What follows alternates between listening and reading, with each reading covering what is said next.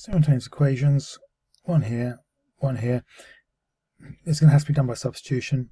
I'm going to work out what y equals. So y equals add 5 to both sides and take away 2x. And then I'm going to have to sub that into this one here. And I can see exactly where I'm going to have to be careful. I've got a minus in front of it. So I think I'm going to work out what y squared is first. Okay, or you can substitute it in, but I'm going to work out y squared. And y squared is 5 minus 2x times by 5 minus 2x. And that will give me 5 5's 25 minus 10x minus 10 more x. And finally, minus 2x times minus 2x, negative times negative, positive, 2 times 2, 4, x squared.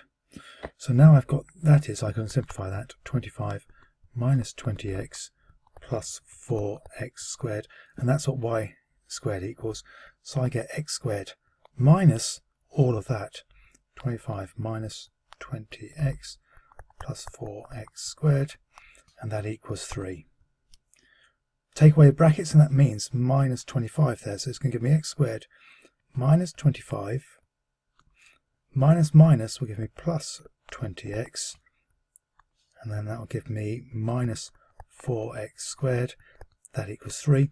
I've got a quadratic, so I want it all to equal 0, so that will give me minus 3x squared plus 20x.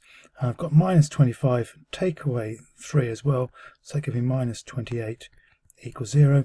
Hate things starting with a negative, so I'm going to change the signs and multiply through by minus 1.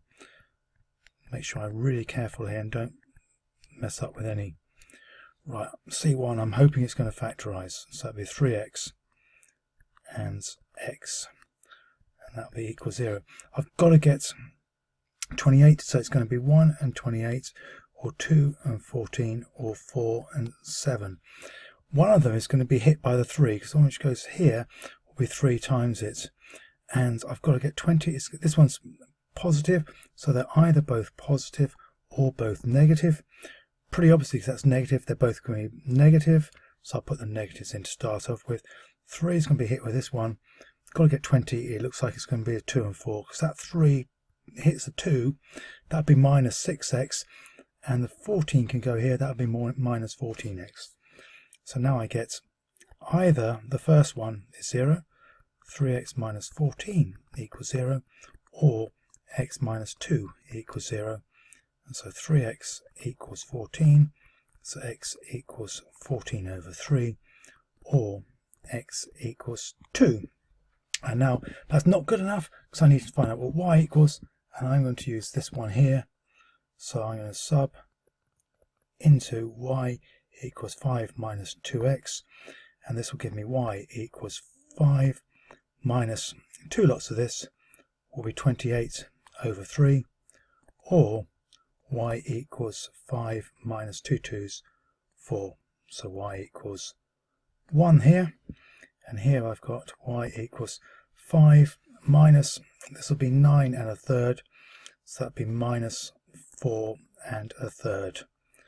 So I've got, I could put it into top heavy fraction, or minus, that'd be 13 over 3.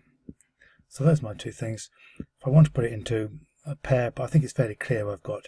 I could put it as a coordinate if I wanted to, 14 over 3 and minus 13 over 3, but I like it like this. And that'll do me for question 6.